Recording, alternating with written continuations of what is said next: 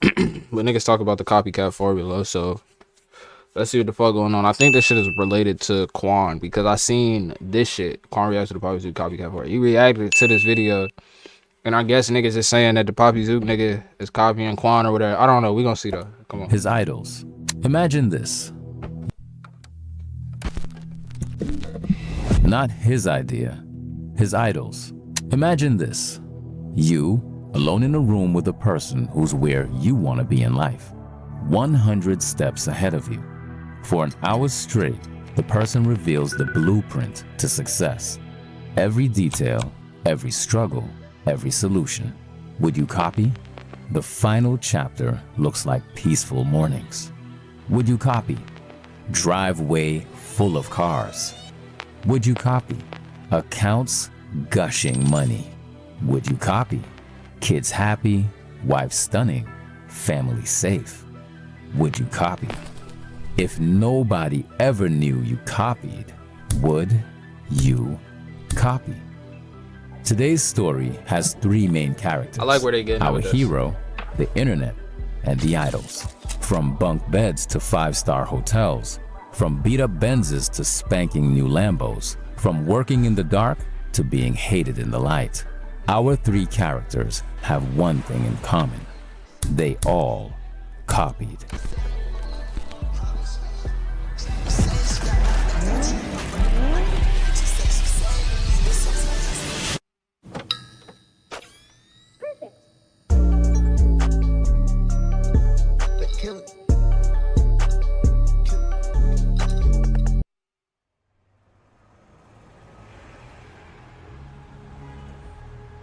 The city that never sleeps. That's where our story begins. Zook was born in New York, but at just 1 year old, he moved to Atlanta, Georgia. His childhood was like every other black boy from the south side of Atlanta, but with a twist. Zook went to school in the heart of the city, in Midtown on 14th Street, in a super intense Islamic boarding school. He was sleeping there Monday to Friday, weekends at home, from the city to the south side, back to back. Being Muslim taught him discipline. The school was established with boys only. His job? Memorize the entire Quran, which is the Muslim Bible, in Arabic. Every single word, front to back, in straight Arabic, and all he knew back then was English. In parallel, he was also doing a normal academic English online school. After 6 years, he finished memorizing the Quran and graduated twice at 17 years old. Two important things. Zook was in the heart of Atlanta most of his childhood, a place flooded with cars. He was seeing them every day, forging an appreciation he would unexpectedly profit from later on. Second, he's always been that one kid in class selling snacks to his comrades. He was always trying to sell something. Even in elementary school, in 4th to 5th grade, he was selling Takis and exotic candies to everyone. In boarding school, the food was so terrible, people had no choice but to buy Zook snacks. His idea was to sell as many snacks as possible so he could save up to buy his first car. Well, did he? Let's find out together. Wristwater, I can't see the time, but I'm having the time of my life. Chris Paul, the game on the line, I'm dropping the dime on him. I'm fried, but I'm taking a nap. I'm about to be out of my mind. Zook's always been doing YouTube since he was a jit. At 8 to 9 years old, he was just having fun with his little brother, filming Fortnite gameplays, random vlogs and tutorials, do-rag collection videos, a little bit of fashion, and a little bit of everything. Nothing too serious, but he was getting very familiar and comfortable with the platform day by day. He never knew exactly what he wanted to do on YouTube until about 2022, when he entered the car scene. Being under the radar was never Zook's mentality. He always had the flashing lights mentality, where it's all about being in front of people's faces, making them know who you are, show them what you're about, and get as much social proof as possible. Because yes, your net worth is your network, and Atlanta is the perfect city for that. But there's a problem, and it's a big one. ATL is where a lot of scammers and a lot of trappers are located. Many of the cars in the city belong to them. Those were some of the ways many people knew how to get them. For them, you either had to scam or trap. It was the fastest route for them. The easiest, but the end destination could be jail. And that was not Zook's vision. But going the illegal route seemed to be the only solution. He thought to himself, well, that's until our second main character comes into play. The internet. I like how they did that. While being in boarding school, he kept uploading videos on YouTube. On Saturdays and Sundays, he had little free times to upload. He was getting around 50 to 100 views, no comments, and no interaction. He was probably watching his own videos from another laptop. And that was the 50 views right there. The room was empty. But everything changed once he turned 15 to 16 years old. He went to a little meetup. It wasn't a big car event, but big enough to make some connections. Out there, he met a guy named Tree Body, who's locked up right now. Tree really brought him into the car content. His advice was, start recording yourself with cars and have a personality. Sounds very simple, right? It's not.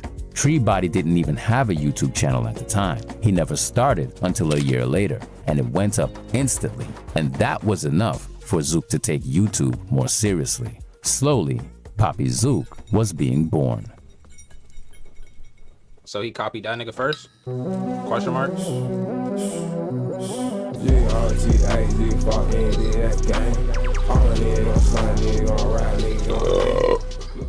At 16 years old, if you had asked Zook what he'd choose between a Hellcat and a G35, he would have told you an Infiniti G35. No hesitation. That's until Tree Body took him on a ride in his Hellcat. For Zook, it was like a snort of cocaine. The addiction kicked in instantly. Let me tell you, my first time riding a scat, I fell in love with the bitches. And I talk shit about scats. I deadass talk shit about scat packs and Hellcats and Chargers and shit like that for years. I still don't think they're good cars. They're cool as fuck and they're fun to ride in, but they're not good cars. I rode in that shit for the first time and I was like, I might get one anyway. My deadass was like, fuck it, I might get one anyway. Like, I'm bugging out, I might do it. Instantly, he wanted gotta have one. At least once. I gotta have it at least once. Zook kept posting YouTube videos here and there, and he thought at least one of them would go viral. But even if you think your video is amazing, if the world doesn't agree, then it doesn't matter. Eventually, at 16, he got his first car, a V6 Mercedes-Benz E320, not a Hellcat. At this time, he had a clothing brand that he was barely promoting, but still sold out the collections every time. How, you may ask? Hustling, word of mouth type of deals. He ended up crashing his Benz the same year, while still being in school. Depression kicked in, and he believed there was no way he was going to be able to get a Hellcat. But while he had the E320, a life-changing event happened. Then I got a Hellcat. On a rainy night, Zook was on his way to the gas station. Arriving there, he sees a car that's very familiar to the eye. A bright green Dodge Charger SRT Hellcat. Coming out of it was Quan. How you feeling? That's the first time they met. Zook being Zook, he asked him, "Hey bro, how do I get a scat pack at 18? Quan responded, "Just stay down, twin, get your credit right, work hard, and connect with people." Usually, when people hear valuable information, it comes in one ear and goes out the other a day later. But Zook absorbed everything Quan revealed to him, and most importantly, took action from it. Type shit. 7 months later, at 17, he got the wide-body scat pack. He kept uploading videos, collaborating with Tree Body a lot, and running his clothing brands. He was using the resources he had with information they had. At 18, he got rid of his scat pack for a SRT Jeep, which wasn't a normal car for his age. He was noticed a lot and made a lot of friends. The Jeep was and wasn't a good purchase because for some reason, the engine kept blowing up on him. The first time it blew, he didn't have warranty, so that was $10,000 out of his pocket. But he fixed it up, and it blew up again. Time to forget the Jeep. Zook calls his brother. "I got $50,000 cash. Let me get your CTS-V." The plan was he was going to do a bunch of content with it, and the CTS-V would be the break-free moment. It's gonna be his biggest investment so far, and he's finally gonna be recognized everywhere. Yeah, Hollywood, paparazzis, I'm coming for that life. Well, when you think it has to go, it doesn't mean it goes. People didn't care about the CTS-V like he thought they would have, because it's a Hellcat with a suit on. Zook's breaking down right now. He's making a ton of videos with the caddy, but nothing goes up. Still making money on the back end, yes, but he wanted to go viral. He knew money would quadruple if he did. He sold the CTS-V for $68,000, making $18K in profit. Couple weeks pass by, and he goes to the dealership with his brother to cash out on a Lamborghini Urus and Dodge SRT Demon, and it all went up from there. Zook posts the videos everywhere, and views skyrocketed. Turning up with hella bags of cash in the dealership at 18 years old to buy 2 expensive cars is no regular behavior. People started to hate, thinking it was fake. That's until they saw Zook doing videos with the Urus over and over again. The ball was rolling. Money was flowing. Cars were working. Everything goes as planned until it doesn't. Why this nigga got a Draco? Hold on, gang. Yo, what they just talk about all of this good shit? He want to go the legal route. He ain't worried about no extra bullshit. And then they show a scene with this nigga sitting in the bed with the Drake. Like, nah, that's a fact. The only problem is that it's a caddy. Niggas don't respect the caddy. The CTS-V is tough. You can make it look clean, but the simple fact it's a Cadillac, niggas don't respect that shit. But niggas was just saying, he don't do the street shit. He trying to go the legal route. This nigga sitting in a hotel room in the bed with a Draco. That shit don't even make sense. But we gonna continue. We gonna continue. Zook posts the videos everywhere, and views skyrocketed. Turning up with hella bags of cash in the dealership at 18 years old to buy 2 expensive cars is no regular behavior. People started to hate, thinking it was fake. That's until they saw Zook doing videos with the Urus over and over again. The ball was rolling. Money was flowing. Cars were working. Everything goes as planned until it doesn't.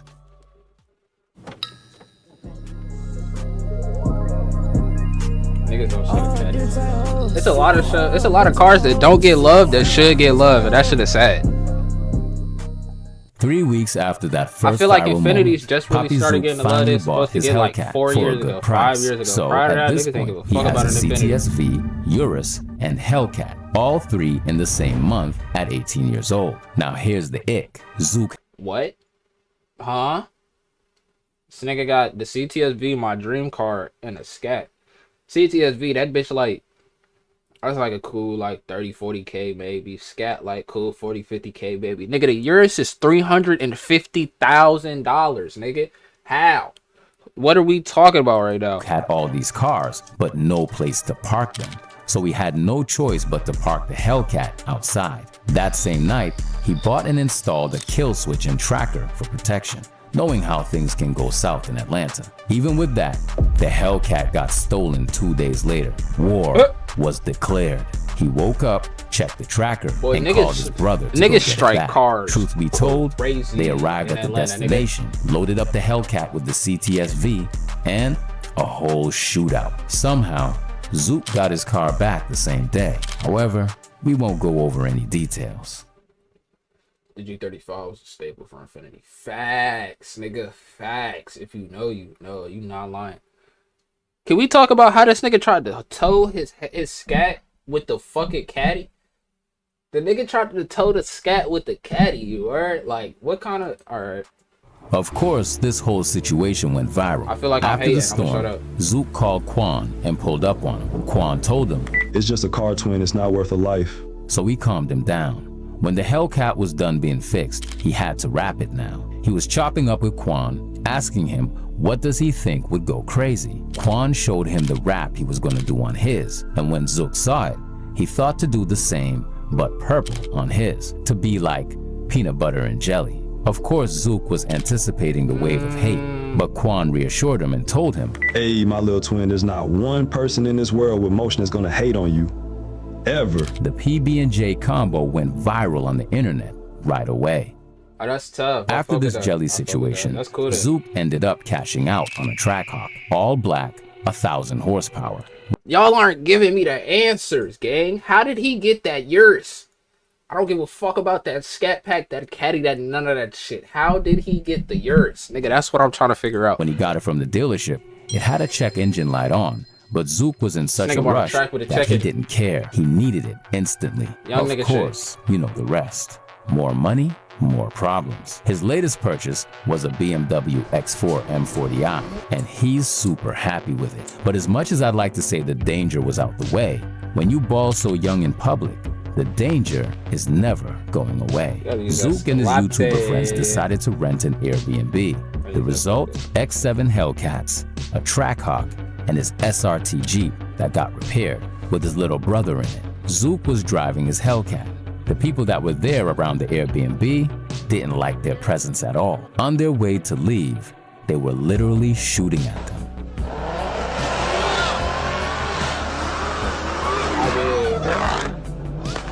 That's not worth getting shot at, but you do it. SRT Jeep got. That's not worth you getting shot at, but you do it burnouts in the middle of the night, in the middle of a neighborhood, in a B&B that's not your shit is kind of crazy, bro. I'm not gonna lie.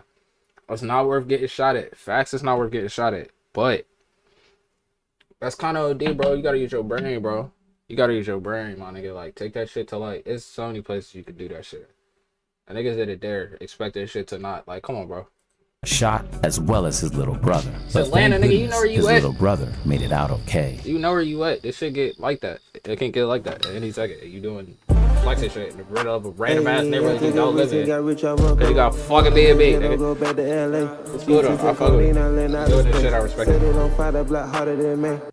Poppy Zook's current car collection includes his Lamborghini Urus, Jelly Charger Hellcat, Jeep Trackhawk, and BMW X4 M40i. His dream garage, however, looks like this: Dodge Charger SRT Hellcat, which he already owns, Lamborghini Urus, that's on deck too, Mercedes AMG GT 63S Brabus, Lamborghini Aventador SVJ, and of course, Bugatti Chiron. Dream for the stars, so you can at least reach the sky. Future plans for Zook is to travel more and expand his horizons, continue to get inspired and do better than his inspirations, keep investing in his friends' businesses, and more than anything, keep buying cars and achieving a thrilling lifestyle, and reach levels no one's ever reached around him.